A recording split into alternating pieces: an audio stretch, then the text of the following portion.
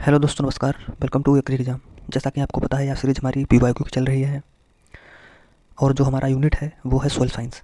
इससे पहले दो यूनिट क्रॉप साइंस और plant breeding, microbiology, crop physiology, ये दो यूनिट कराए जा चुके हैं।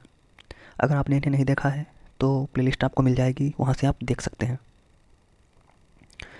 तो चलिए देखते हैं। कल के वीडियो में हमने सोइल साइंस के 60 क्वेश्चन डिस्कस कर लिए गए थे। उसी क्रम में आज का हमारा जो क्वेश्चन है वो है क्वेश्चन नंबर 61। निम्नलिखित में से कौन सा वायु प्रदूषक का सूचक नहीं है? तो ये हो जाएगा आपका लाइकेन। लाइकेन वायु प्रदूषक का सूचक है। लाइकेन वायु प्रदूषक का सूचक है। वातावरण में सल्फर डाइऑक्साइड की मात्रा में वृद्धि से लाइकेन को क्षति पहुंचती है और ये समाप्त होने लगते हैं। लाइकेन का निर्माण कवक एवं शैवाल से मिलकर होता है। लाइकेन पौधों के छालों, प्राचीन दीवारों, चट्टानों पर पाए जाते हैं। ऐसे मांस जो है, ठीक है, वो नम स्थानों पर, सतहों पर, चट्टानों पर पाए जाते हैं। ये आपके नाइट्रोजन में वृद्धि जब होती है, ठीक है, तो इस पर नकारात्मक प्रभाव पड़ने लगता है और ये नष्ट होने लगते हैं। नेक्स्ट क्वेश्चन हमारा है 62। इंडोर वायु प्रदूषण का सर्वाधिक महत्वपूर्ण उदाहरण। तो ये आपका हो जाएगा, सर्वाधिक महत्वपूर्ण प्रदूषक है, ये आपका हो जाएगा रेडान गैस।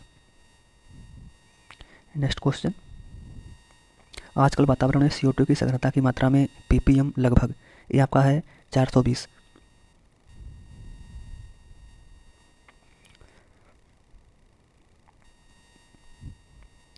नेक्स्ट क्वेश्चन है 64।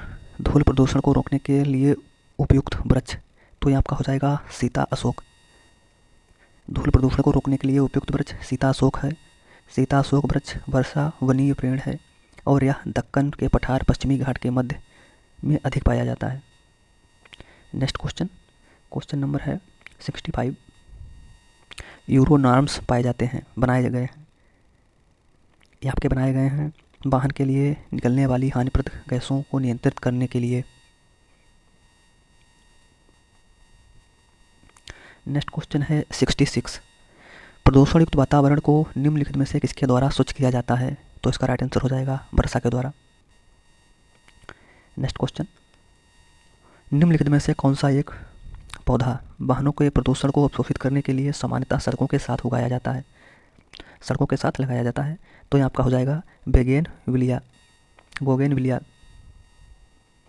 वाहनों के प्रदूषकों को अवशोषित करने के लिए सामान्यतः सड़कों के साथ बोगेनविलिया का पौधा उगाया जाता है। यह मुख्यतः दक्षिणी अमेरिका का स्थानिक पौधा है। नेक्स्ट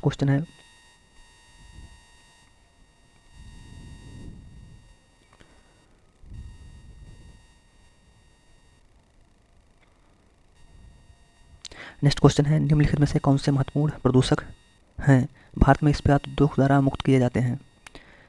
तो आपका ये सल्फर डाई है, ये भी इस्पात उद्योग द्वारा निकलते हैं। और नाइट्रोजन के ऑक्साइड, ये भी, कार्बन मोनोऑक्साइड, ये भी, और कार्बन डाइऑक्साइड, यानी ये आपके चारों ऑप्शन इस्पात उद्योग द्वारा निकाले जाते हैं। तो इसका राइट आंसर हो जाएगा ऑप्शन डी, 1, 2, 3 और 4। Next question, question number 69। निम्नलिखित में से कौन सा वायु का अकार्बनिक गैस प्रदूषक है? तो इसका राइट आंसर हो जाएगा हाइड्रोजन सल्फाइड। नेक्स्ट क्वेश्चन, निम्नलिखित में से कौन सा वायु प्रदूषक की रोकथाम के लिए एक यंत्रीय विधि नहीं है? तो ये बैंगर फिल्टर, ये आपकी वायु प्रदूषक की कंट्रोल की एक विधि है। और साइक्लोन कलेक्टर, ये भी आपका है। और आपका साइक्लोन सेपरेटर, ये भी आपका है। जो यांत्रिक विधि नहीं है वो आपका हो जाएगा साइक्लोन डिवाइडर। तो इसका जो राइट आंसर है वो हो जाएगा आपका option D. Next question, Bharat के बड़े नगरों में वायु प्रदूषण का सबसे बड़ा स्रोत है? तो ये आपका हो जाएगा परिवहन खंड। नेक्स्ट क्वेश्चन, प्रदूषण के अध्ययन में SPM किसे निर्दिष्ट करता है? तो ये हो जाएगा suspended particular matter. Next question, निम्नलिखित में से कौन सा ईंधन पर्यावरण में न्यूनतम प्रदूषण करता है? तो ये आपका हाइड्रोजन है। ये CO2 के अपेक्षा कम प्रदूषण करता है। नेक्स्ट क्वेश्चन, स्वचालित वाहनों में निर्वातक निर्वातक सबसे विषाक्त धातु प्रदूषक है? तो ये आपका हो जाएगा लेड। स्वचालित वाहनों में निर्वातक सबसे विषाक्त धातु लेड सीसा है। सीसा वायु में उपस्थित ऑक्सीजन से क्रिया करके लेड ऑक्साइड बनाता है, जो श्वसन के माध्यम से मानव शरीर में पहुंचकर जो नर्वस सिस्टम है उसे प्रभावित करता है, जिससे मस्तिष्क किडनी से संबंधित बीमारियां उत्पन्न होती हैं।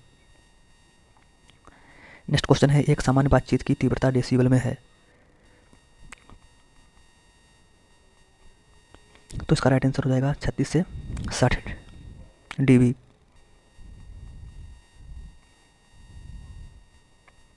ध्वनि की तीव्रता मापने की इकाई डेसिबल है। मनुष्य की श्रव्य पारास 20 हर्ट्ज से 20,000 हर्ट्ज तक होता है। एक सामान्य बातचीत की तीव्रता डेसिबल में 35 से 60 के मध्य रहती है। पत्तियों की सरसराहट ये आपका 10 से 20 डेसिबल, फुसफुसाहट 20 से 30 डेसिबल तीव्रता होती है। नेक्स्ट क्वेश्चन, किस स्तर यानी डेसिबल में अधिक ध्वनि की खतरनाक ध्वनि प्रदूषण कहलाती है? किस स्तर से अधिक की ध्वनि खतरनाक ध्वनि प्रदूषण कहलाती है? ये आपकी हो जाएगी 80 डेसिबल। 80 डेसिबल से अधिक तीव्रता वाली ध्वनि को ध्वनि प्रदूषण कहा जाता है। विश्व स्वास्थ्य संगठन के अनुसार ध्वनि की अधिकतम सीमा दिन में 45 डेसिबल और रात में 35 डेसिबल, इससे अधिक तीव्रता की ध्वनि हानिकारक होती है। नेक्स्ट क्वेश्चन, निम्नांकित में से कौन सा अधिकतम ध्वनि प्रदूषण का कारण है? तो भारी ट्रक, यातायात, निर्वाचक सभाएं, पॉप संगीत। तो इसका राइट आंसर हो जाएगा जेट उड़ान। चलिए, एक तरफ है धनस्रोत, दूसरी तरफ है उत्पन्न ध्वनि। जो भारी ट्रक यातायात है, इससे जो है 80 डेसिबल उत्पन्न होती है। जेट इंजन से 120, ऑर्केस्ट्रा 100 और निर्वाचन सभाएं 90। नेक्स्ट क्वेश्चन, पराध्वनिक जेट की उड़ान के कारण क्या उत्पन्न होता है? तो उत्पन्न होता है ओजोन लेयर में बाधा।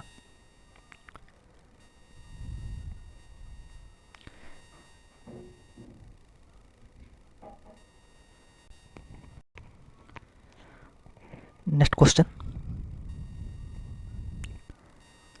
किस प्रकार के प्रदूषण से बचाव के लिए ग्रीन मफलर का उपयोग किया जाता है? तो इसका राइट आंसर हो जाएगा ध्वनि।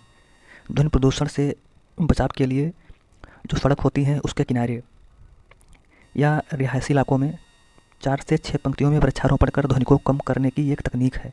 ठीक है, इसे ही ग्रीन मफलर कहते हैं।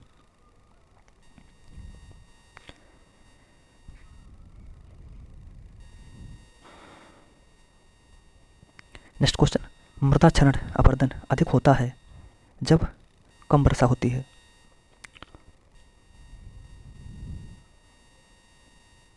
नेक्स्ट क्वेश्चन, निम्नलिखित में से कौन सी एक कृषि प्रणाली परितंत्र मैत्रिक है? तो ये आपका हो जाएगा जैविक खेती। जैविक खेती एक मैत्रिक प्रणाली परितंत्र है जो हमारे लिए, पर्यावरण के लिए, ठीक है, अनुकूल होती है। इंग्लैंड के वैज्ञानिक अल्बर्ट होवार्ड द्वारा जैविक खेती विकसित की गई थी।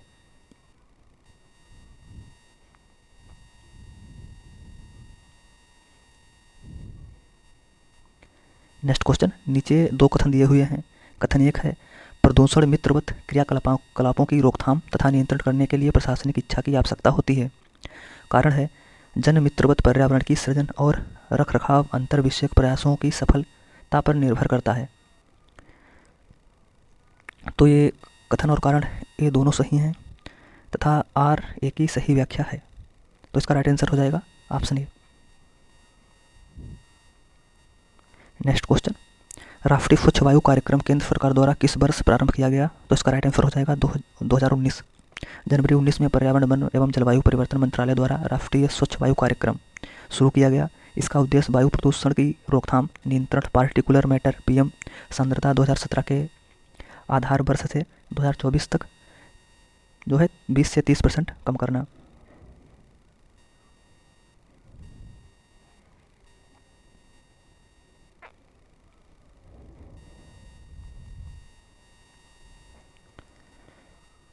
नेक्स्ट क्वेश्चन है, निम्नलिखित विधानों में से कौन सा पर्यावरण की सुरक्षा के विषय में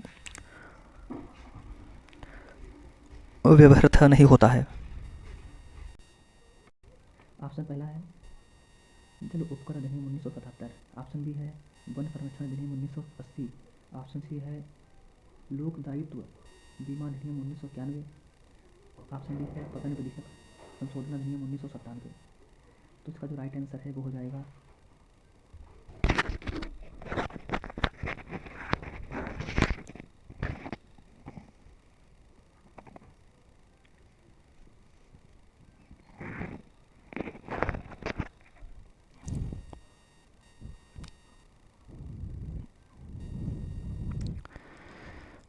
हमारा जो क्वेश्चन था वो था 84।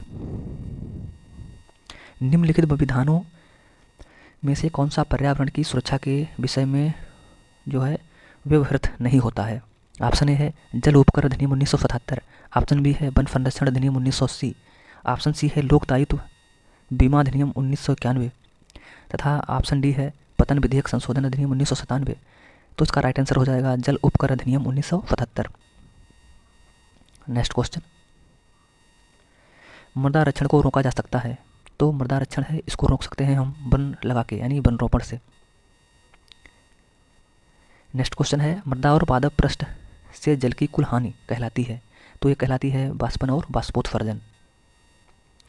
नेक्स्ट क्वेश्चन, भारी मशीनरी के प्रयोग द्वारा मृदा दृढ़ता। तो ये मृदा अपरदनीयता को बढ़ाता है।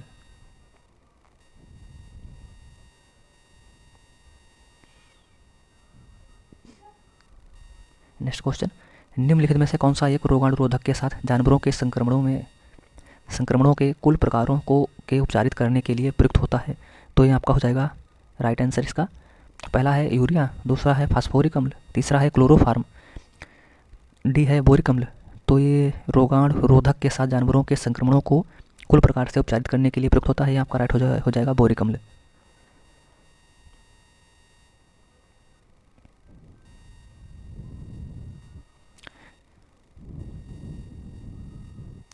बोरिक अम्ल एक रोगाणुरोधक के साथ जानवरों के संक्रमणों के कुल प्रकार को उपचारित करने के लिए प्रयुक्त होता है। ठीक है। नेक्स्ट क्वेश्चन है अम्लीय सल्फेट मृदा पर उगाई गई फसल किस कारण से पीड़ित होती है। तो इसका राइट आंसर हो जाएगा एल्युमिनियम की विषाक्तता।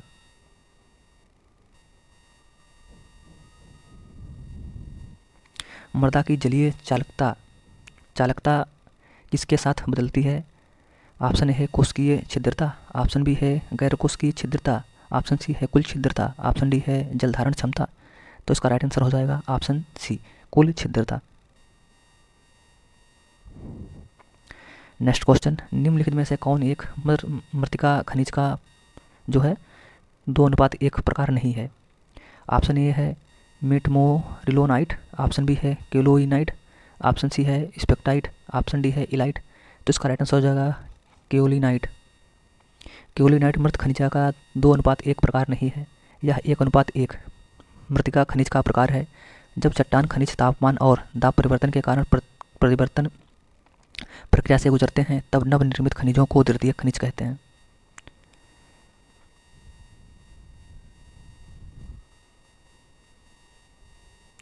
नेक्स्ट क्वेश्चन है 92। हेक्सोस शुगर को अल्कोहल में बदलने का कारक। पहला है ईस्ट, दूसरा है जीवाणु, तीसरा है मोल्ड, ऑप्शन डी है विषाणु। तो यहाँ आपका राइट आंसर हो जाएगा ईस्ट। ईस्ट कोशिकाएं किण्वीकरण द्वारा हेक्सोस शर्करा के घोल को शराब में परिवर्तित कर देती हैं। इस क्रिया में ईस्ट द्वारा उत्पन्न इन्वर्टेस एवं एंजाइम भाग लेते हैं। कुछ ईस्ट जो शराब बनाने में काम आती हैं और शर्करा घोल के ऊपर तैरती रहती हैं, इसे टॉप ईस्ट कहते हैं।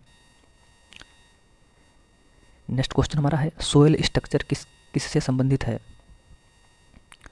ऑप्शन ए है मिट्टी के कणों की व्यवस्था से, ऑप्शन बी है कणों के आकार, ऑप्शन सी है छिद्र के आकार, ऑप्शन डी है उपरोक्त में से कोई नहीं। तो सोयल स्ट्रक्चर है ये है आपका मिट्टी के कणों की व्यवस्था।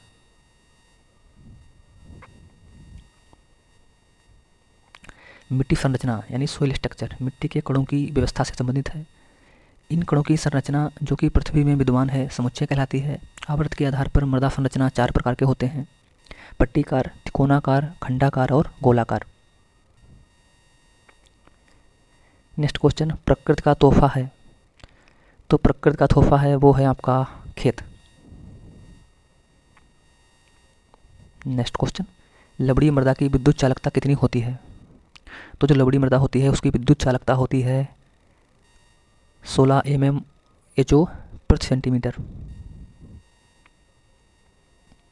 लवड़ी मृदा की विद्युत चालकता 16 mmHO प्रति सेंटीमीटर होती है। लवड़ी मृदा की विद्युत चालकता से तात्पर्य मिट्टी में घुलनशील लवणों से आयनों की सांद्रता की एक माप है और यह परीक्षण के परिणाम स्वरूप मिट्टी की लवणता का संकेत प्राप्त होता है। 16 mmHO प्रति सेंटीमीटर विद्युत चालकता वाली लवड़ी मृदा में पामारोजा की खेती आसानी से की जा सकती है। पामरोजा।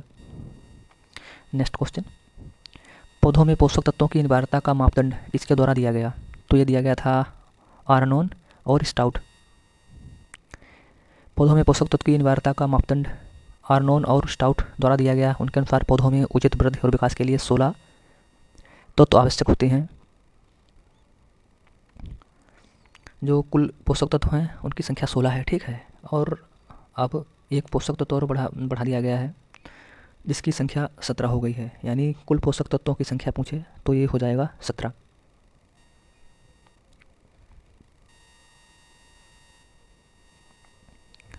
आज के इस वीडियो में 96 क्वेश्चन कर लिए गए हैं, ठीक है।